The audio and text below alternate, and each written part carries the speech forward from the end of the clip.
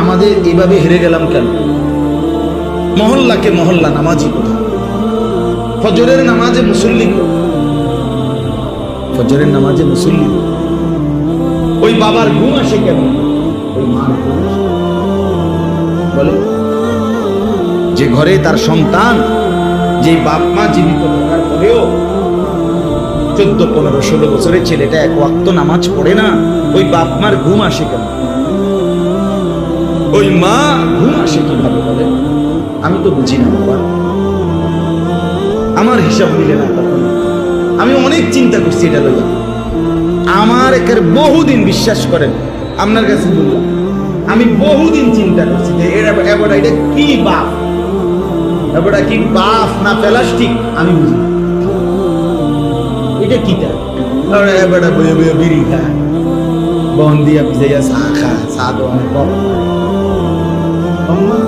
এদের বউ বাচ্চা বইয়া বইয়া ঘরে টেলিভিশনে নর্তকী দেখে, আর তে বেড়া চা দোয়ানে বইয়া কি খা। এটা কি তার জীবন? এটা কি জিন্দেগি?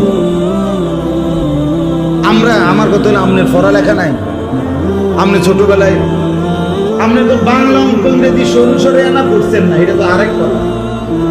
কিন্তু ওযু নামাজের জন্য, আখিরাতের জন্য বাংলা অঙ্ক ইংরেজি পড়া তো জরুরি না। কথা বুঝেন নাই? যে প্রাইমারি পড়ে নাই তার উপরে তো নামাজ ফরজ হয় না। বুঝেন নাই? যে প্রাইমারি স্কুলে পাস করে নাই, মনে করেন অক্ষর জ্ঞান নাই, এবার কি নামাজ পড়তে হবে? তো তাহলে এটার লগে এটার কি সম্পর্ক? যে প্রাইমারি স্কুল পড়ে নাই, মনে করেন সরু সরিয়া লিখতে পারে না, নাম দস্তখত করতে পারে না, টিপসই দেয়, তো এবার আর কোরআন শরীফ অশুদ্ধ হইলে সারিব তো? হ্যাঁ, কোরআন নামাজ হবে তো? তো তাহলে ওইটার সাথে এটার কি সম্পর্ক?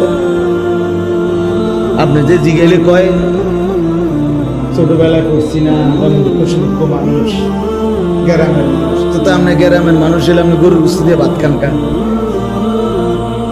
আপনি মূর্খ মানুষ, আপনি বুঝতে হলেন কা? আপনি সর্বোচ্চ শাক সবজি অথবা বেশিতে বেশি ফাঙ্গাস, এর বেশি ভালো মাছ তো খাওয়া উচিত না। আপনি মূর্খ হলেন, আবার খানা খান ঠিক মতো। মূর্খের কোনো বিচার হওয়া উচিত না।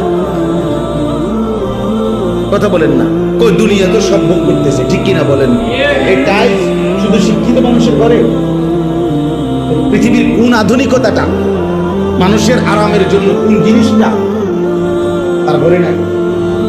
দুনিয়া তো সব ভোগ করছে, আখিরাতের বেলায় আসলে অজুহাত।